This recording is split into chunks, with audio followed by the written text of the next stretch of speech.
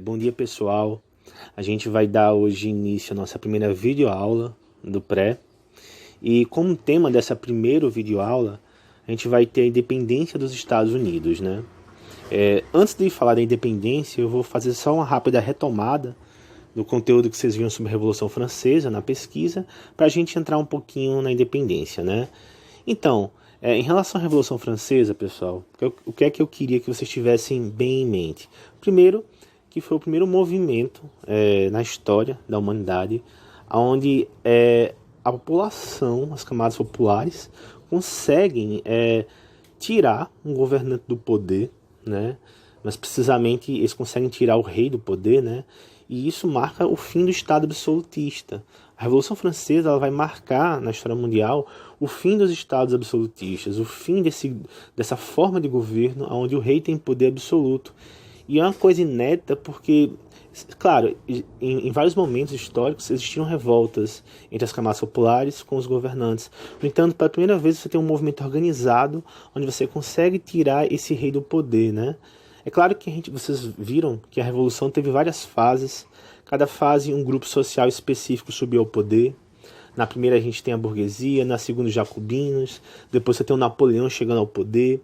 No entanto, qual é o grande legado da Revolução Francesa? É que ela vai divulgar para o mundo todos esses ideais iluministas de liberdade, igualdade, fraternidade, e vai dar um exemplo de como fazer essa revolução, de como quebrar com esse Estado absolutista que ainda era muito forte em vários países, né? Então, a revolução ela vai marcar justamente a ascensão de toda uma cultura democrática, republicana, que vai ser mais à frente um modelo a ser seguido por vários países, né?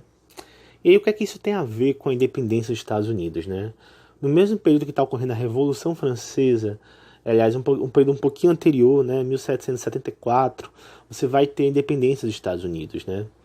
Os Estados Unidos, que nós conhecemos hoje, no século XVIII, era uma colônia ainda na Inglaterra, mas precisamente eram 13 colônias, né, inglesas, né? Os Estados Unidos ele foi colonizado pela Inglaterra e há uma diferença na forma de colonização feita nos Estados Unidos para outros países, né?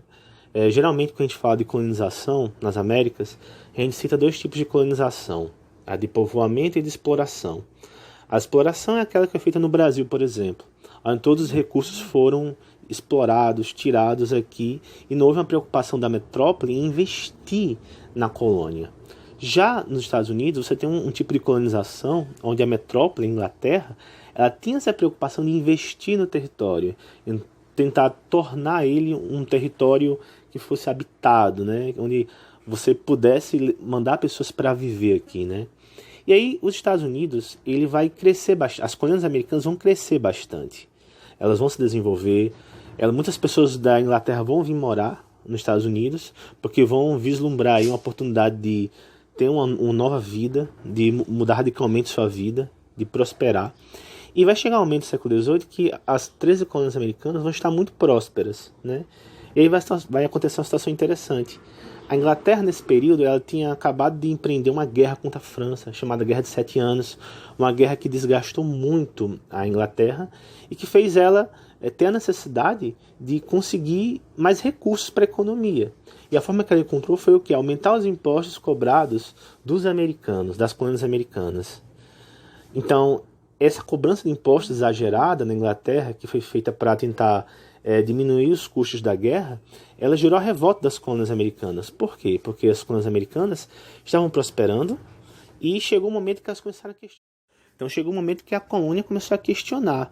Quer dizer, nós dependemos da metrópole ou a metrópole que depende da gente? Quer dizer, as colônias começaram a perceber que elas poderiam ser autossuficientes, que elas não precisavam da metrópole, que a metrópole só sugava e não investia nada.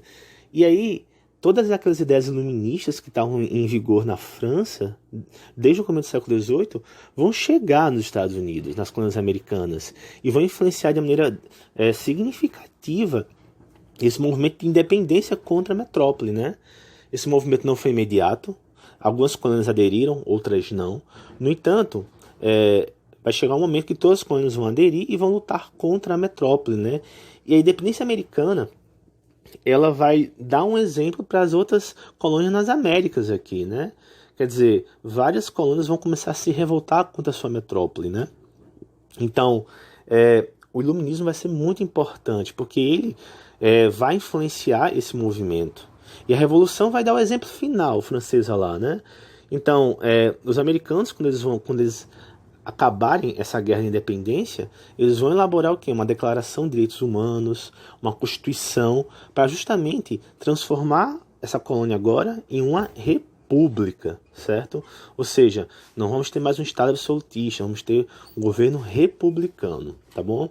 Eu vou colocar alguns textos para vocês aqui lerem e a gente discutir um pouquinho dessa influência do iluminismo dentro da independência.